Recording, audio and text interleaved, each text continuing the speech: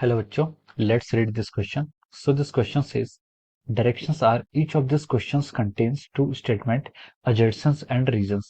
Each of this question also has four alternative choices, only one of which is the correct answer. You have to select one of the codes A, B, C and D given below. Okay, A is assertion is correct and reason is correct. ठीक है, assertion भी correct है, reason भी correct है, and reason is the correct explanation for the assertion. B is assertion is correct, reason is correct, and reason is not the correct explanation for the assertion. C is our assertion is correct and reason is incorrect. And D is our assertion is incorrect and reason is the correct. Okay, तो चलिए अब इसका assertion क्या assertion है क्या? The change in kinetic energy of a particle, the change in kinetic energy of the particle is equal to the work done on it by the net forces. Okay, and the reason is change in kinetic energy of a particle is equal to the work done only in case of system of one particle. Okay, तो चलिए बच्चों अब हम इस question को start करते हैं. तो देखिए बच्चों, इस क्वेश्चन का की कॉन्सेप्ट हम लिख सकते हैं.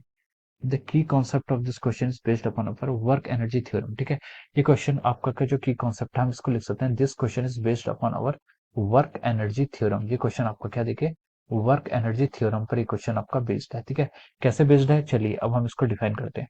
तो देखिए, change in kinetic energy of a particle is equal to the work done on it by the net force. ठीक है, जो आपका चेंज इन काइनेटिक एनर्जी होता है वो आपके किसके इक्वल होता है, वर्क डन बाई ए. ठीक है, वर्क एनर्जी थ्योरम कहती है आपकी, तो चेंज इन काइनेटिक एनर्जी होता है वो आपको वर्क डन के इक्वल होता है. यानी कि आपका चेंज इन काइनेटिक एनर्जी यानी कि काइनेटिक एनर्जी फाइनल. ठीक है, ये आपकी kinetic energy final minus of our kinetic energy initial. ठीक है, kinetic energy initial it should be equal to the total work done. ठीक है, amount of work done by an external forces. ठीक है, ये आपका क्या होता है, काइनेटिक जो वर्क एनर्जी थ्योरम ये कहती है. ठीक है, ये आपके वर्क एनर्जी थ्योरम का स्टेटमेंट है.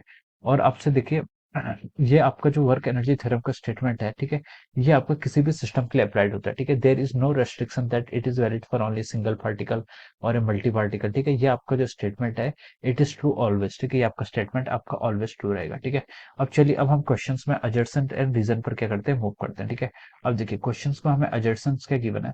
क्वेश्चन में हमें अजर्सन दिया हुआ है कि the change in kinetic energy of a particle is equal to the work done on it by the net force. ठीक है, चेंज इन काइनेटिक एनर्जी किसके इक्वल होता है आपका, एक वर्क डन के बाय नेट फोर्स के आपके इक्वल होता है. ठीक है, तो देखिए इस स्टेटमेंट का जो अजर्सन है वो क्या आपका बिल्कुल करेक्ट है. ठीक है, चेंज इन काइनेटिक एनर्जी आपका net work done by the force के इक्वल होता है. ठीक है, अजर्सन आपका क्या है, इसका राइट है. अब चलिए इसके हम रीजन पर चलते हैं. इसके रीजन पर उसने क्या दिया हुआ है कि the change in kinetic energy of a particle is equal to the work done only in case of a system of one particle. ठीक है, तो इसका रीजन क्या है, ट्रू, और रीजन क्या आपका फॉल्स है.